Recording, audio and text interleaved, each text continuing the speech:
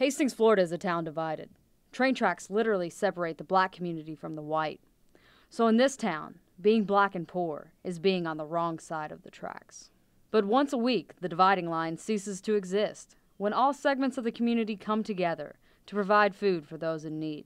Malia Gariba helped start the food bank with the help of Second Harvest, which supplies weekly provisions for the community. And that's what's so interesting about this is a mixed up socioeconomic study right here, because you have poor and not so poor, you have black and white, you have St. Augustine, not St. Augustine, and everybody comes together here for a common cause to get food out to their neighbors.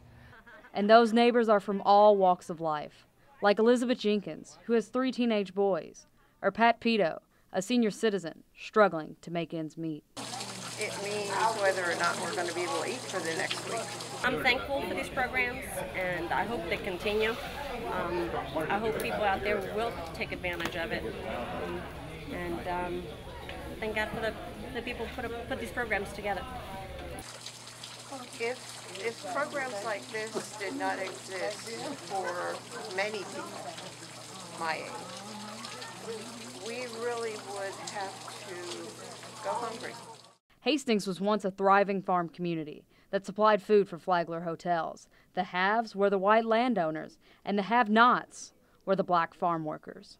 There were pretty clear black and white lines all along, but the people who could afford it, the richer white farmers, they sent their children to school up in St. Augustine, so that sort of tore apart the fabric of the community here. The town has been suffering economically ever since. But when the recession hit, things got even worse. So nowadays, the farm workers, who were considered among the poorest in the community, can be seen serving up food for others, like this woman, who used to be a nurse. It just lifts my heart to see some of these new volunteers that again, they live on a camp, they've got nothing, but they're here, try this can of, whatever, or try this cheese, or how about some strawberries for your little girl, or so it's not just a food bank. It's not just about giving away food. It's about so much more.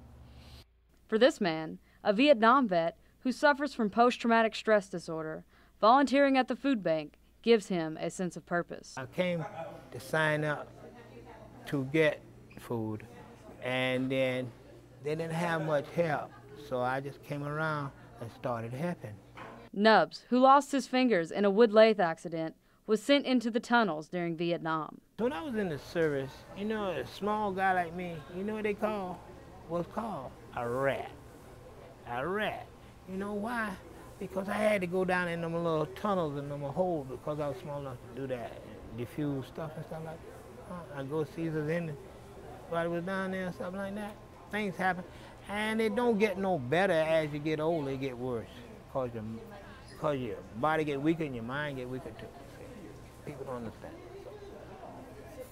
So you just have to deal with you play the cards that was dealt to you. And that's all I say. Like Nubs, everyone here has a story. Johnny Joy was given his name by his bosses at the farm he works on. Joy doesn't know his real name or his family, but every week on a Wednesday, he has family here. It's a very light, friendly, fun atmosphere that try to make you think that you're not in a food bank, that it's respectful and it's dignified, and that's one of my rules, that it has to be peaceful and it has to be respectful and dignified, and everybody gets treated fairly. Malia says she has seen Hastings change from a town to a community. And I'm not foolish enough to think that I'm going to change 40, 50 years of cultural history, but everybody that knows me and knows when they come here that for this day, on a Wednesday, we all get along.